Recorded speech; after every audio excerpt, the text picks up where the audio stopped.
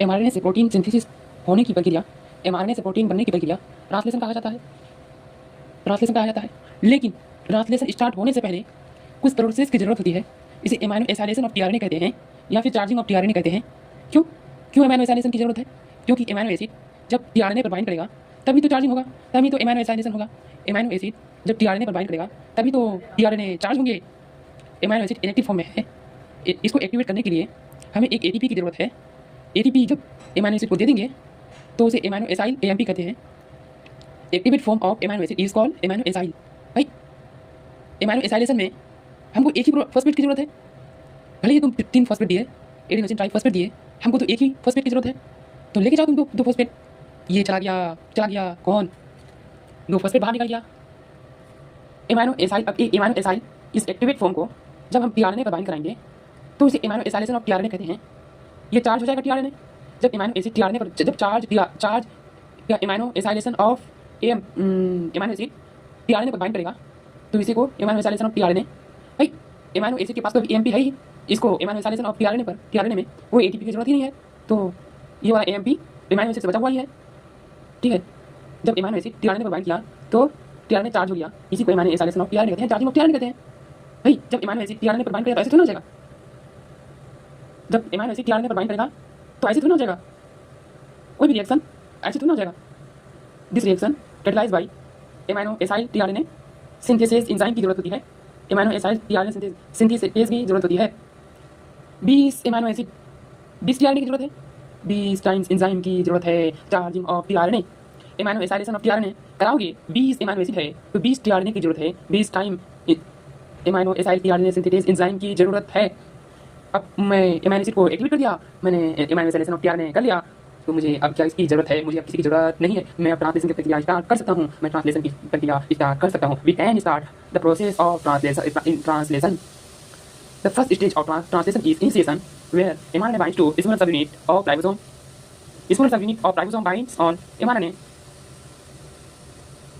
Ribosome are 2 subunit. Here, smaller subunit 30% in prokaryote and larger subunit present in eukaryote. At the time of initiation, only one subunit is participate. So, ribosome is dissociated state. Why? Because ribosome are at the 2 stage. First is 30s and 50s in prokaryotes, 40s and 60s in eukaryote. At the time of initiation, only one subunit is required, so ribosome is dissociated state. Initiation start codon AUG. Amino acid requires methionine. Okay. First tRNA. Initiator tRNA brings methionine amino acid. Initiator tRNA पर methionine amino acid होती है। First tRNA पर methionine amino acid होती है। Eukaryote में first tRNA पर जो amino acid रहती है उसे मेथियोनिन कहा जाता है, लेकिन प्रोकैरियोट में इसे फॉर्माइल मेथियोनिन कहा जाता है। ठीक है, लार्जर सबयूनिट 50s या 60s और 60s bind to smaller subunit 30s या 40s। ई एग्जिट साइट और P site A site. Exit site peptide site amino acid site. तो भैया ई साइट एम्पटी, ये एम्पटी है, अभी खाली है। ओके, एसोसिएशन अगर भाई साहब ये एओजी पी साइड से बॉन्ड बना लिया है, यहाँ पे एंटीकोडन प्रेजेंट है, तो क्या एसोसिएशन नहीं हुआ? स्मॉलर सबयूनिट लार्जर सबयूनिट से कनेक्शन हो गया तो ये एसोसिएशन हो गया। First tRNA always at P site. First tRNA किस साइड पर होगा? पी साइड पर होंगे, पॉलीपेप्टाइड साइड पे होंगे। ठीक है भाई साहब, इनिशिएशन कंप्लीट हुआ। अब दूसरे प्रोसेस को चलते हैं। इनिशिएशन कंप्लीट, अब एलोंगेशन में जाना है। Next tRNA comes at A site. ये तो हम फुल कर दिए थे इनिशिएशन में, लेकिन अब हमको ए साइट भी फुल करना है। ए साइट को फुल करने के लिए हमें किस चीज़ की ज़रूरत होती है? जीटीपी की ज़रूरत होती है। जीटीपी की ज़रूरत होती है। मैंने दूसरा tRNA ए साइट पर बाइंड किया। ठीक है सर, एमाइनो एसिड जब दो एमाइनो एसिड आपस में रिएक्शन करते हैं तो वाटर का लॉस करके क्या बनाते हैं? पॉलीपेप्टाइड बॉन्ड बना देते हैं। यहाँ से मैंने OH को और यहाँ से मैंने H को लिया, वाटर को रिमूव कर दिया। इस प्रोसेस को होने के लिए हमें एनर्जी की ज़रूरत है। जब एमाइनो एसिड, ये वाला एमाइनो एसिड और ये वाला एमाइनो एसिड रिएक्शन किया, वाटर को निकाल करके जो बीच में दो बॉन्ड बना उसे पेप्टाइड बॉन्ड कहा जाता है। Peptide bond transferase enzyme. भाई पेप्टाइड बॉन्ड ऐसे थोड़ा बन जाएगा। पेप्टाइड बॉन्ड बनने की तो कोई जरूरत है? ऐसे ही मतलब यहाँ पे स्टेबल कंडीशन में है तो उसे ऐसे ही कोई दूसरे के साथ में बॉन्ड बन जाएगा। तो उसे किस चीज़ की जरूरत है? पेप्टाइड ट्रांसफरेज एंजाइम की जरूरत है। अगर ये एंजाइम प्रोक्यूरिटी में है तो 30s RNA प्रोक्यूरिटी में लार्जेस्ट सब यूनिट में रहता है, 50s में रहता है। अगर यहीं पे यूकेरियोट में कहूँ तो ये एंजाइम 28s RNA इस लार्जेस्ट सब यूनिट में है, ये यूकेरियोट में होता है। अगर ये एंजाइम अगर यूकेरियोट में है, ये एंजाइम 28s RNA लार्ज सब यूनिट पर है। यही एंजाइम अगर प्रोकैरियोट में है, इस एंजाइम को 23s RNA कहेंगे और ये एंजाइम 50s RNA पर 50s राइबोसोम पर रहते हैं। जब ये भाई ये तो ना कोई एंजाइम है, ये तो RNA है। जब RNA किसकी तरह एक्ट करेगा? RNA act as enzyme called ribozyme. जब when RNA act as enzyme, that condition is called ribozyme. tRNA at P site degrade and moves through E site, exit site। भाई इसका कोई काम है नहीं, ये ऐसे थोड़ा ना रहेगा। तो बताओ ना सर क्या बात है यहाँ पे? जब tRNA at P site degrade and moves through E site, elongation मतलब करना चाहिए किसी चीज़ की बढ़ोतरी है तो हमको एमाइनो एसिड की बढ़ोतरी चाहिए, तो हमको इसको क्या करना पड़ेगा? पी साइड पर मैंने एक एमाइनो एसिड निकाल लिया। ओके, मैंने पी साइड से एक एमाइनो एसिड निकाल लिया। मैंने एक एमाइनो एसिड पी साइड से निकाल लिया। Degraded and moves through E exit side. P side खाली हो गया, पी साइड क्या हो गया? एम्प्टी हो गया, एम्प्टी हो गया। Translocation sliding movement of ribosome on mRNA. भाई साहब जब राइबोसोम जा रहा है, इधर जा रहा है, एमाइनो एसिड को बनाने जाता है, एमाइनो एसिड बढ़ेंगे तभी तो पॉलीपेप्टाइड बनेंगे और पॉलीपेप्टाइड चेन बनेंगे तभी तो प्रोटीन का सिंथेसिस होगा। तो राइबोसोम अब मूव करने के लिए चला गया। इसको भाई साहब देखो यहाँ कहाँ पे है, 1 नंबर पर है ना, 1 नंबर पर गिरा हुआ है। ये मूव करके पूरा राइबोसोम क्या करना चाहता है? बाहर जाना चाहता है। अब देखो राइबोसोम बाहर चला गया, इसको छोड़ दिया तो ये वाला टीआरएनए मूव करके यहाँ से यहाँ चला गया।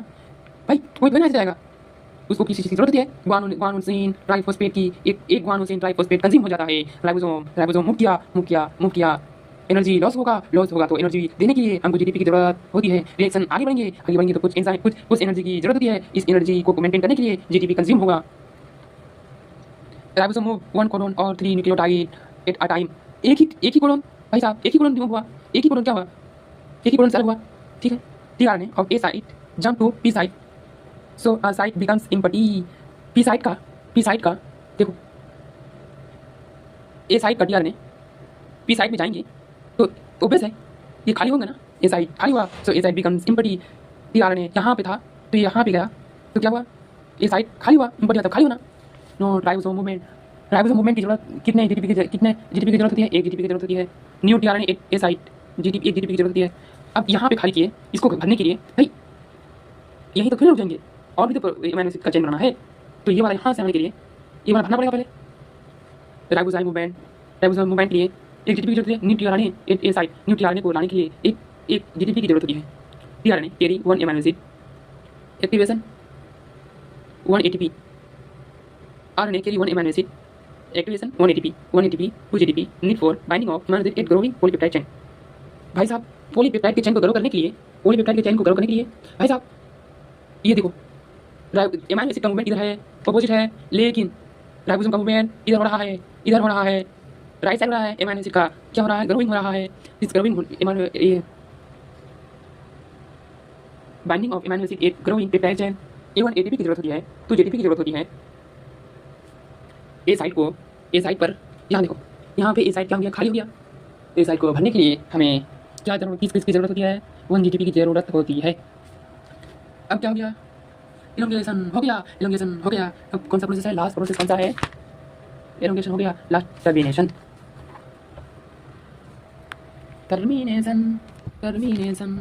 टीआरएनए के P site degrade, P site पर कोई भी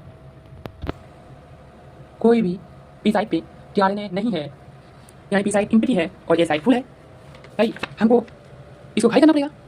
इसको खाली नहीं करोगे तो ये वाला टीआरएनए भाई इसको खाली करना पड़ेगा।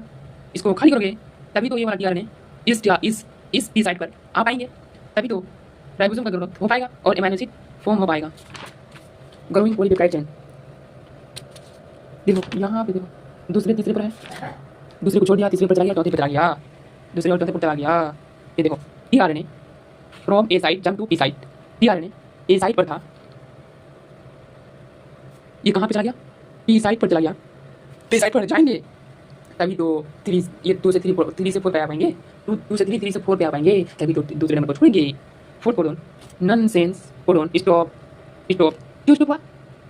क्योंकि वहाँ पर बेस पेयर कौन सा था? U A A, U A U, U A G या यू जी ए था। There is no T R N M इस बेस पेयर में कोई T R N A bind ही नहीं कर पाएंगे, तो इसी वजह से फोर्थ कोडन पर स्टॉप हो गया क्या? एमाइनो एसिड की growing.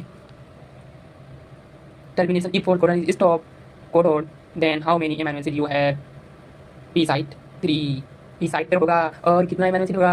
3 growing polypeptide chain 8 p site। भाई साहब ये देखो लास्ट में किस साइड पर है? अरे लास्ट में किस साइड पे है? अरे लास्ट में किस साइड पे है? p साइड पे है। अरे जोर से बोलो किस साइड पे है? अरे जोर से बोलो किस साइड पर amino acid की ग्रोइंग लास्ट फेज है?